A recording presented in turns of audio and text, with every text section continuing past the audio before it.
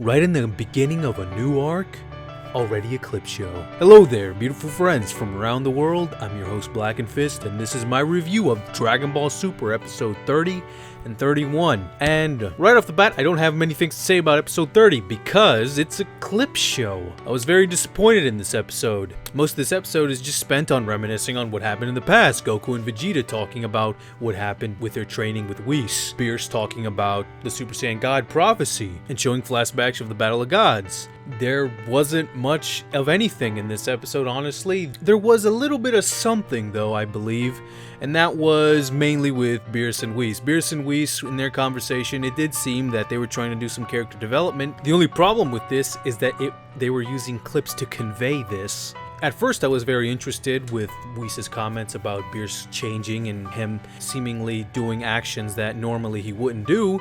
But then when I realized the only reason they're doing this, going down this route, which could have been interesting, was just so they could have an excuse to put on previous scenes, it kinda ruined the whole moment for me. We have things that are literally explained 2 episodes ago, explained again in this episode, when it really wasn't necessary. All we really needed was a shot of Krillin saying, "Oh, that's interesting, Goku.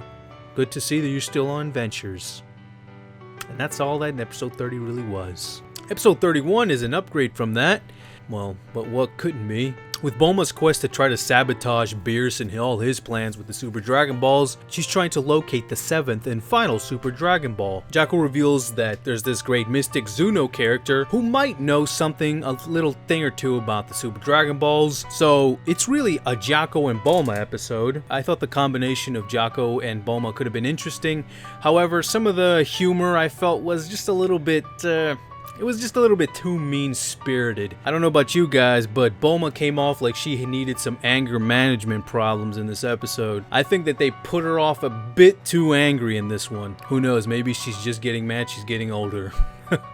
It was getting to the point where I was actually beginning to feel sorry for Jaco, but at the very least he got his chance to shine when he was able to capture a fugitive, which gave him the opportunity to talk to Zuno, the mystic, so they could ask him with the Super Dragon Balls. Overall, this episode I would have to say was okay. I didn't find Zuno to be very compelling. He seemed kind of like a throwaway character. The whole road trip with Bulma and Jaco, although I did think they kind of had some chemistry, it wasn't the chemistry that I thought that it was going to be, and because a lot of it just seemed a little bit too mean-spirited in my opinion, it didn't work. Maybe it worked for other people, but that was just my opinion. I felt that maybe the duo between Bulma and Jaco has to be refined a little bit more. But anyway, guys, that's really all I have to say about these episodes.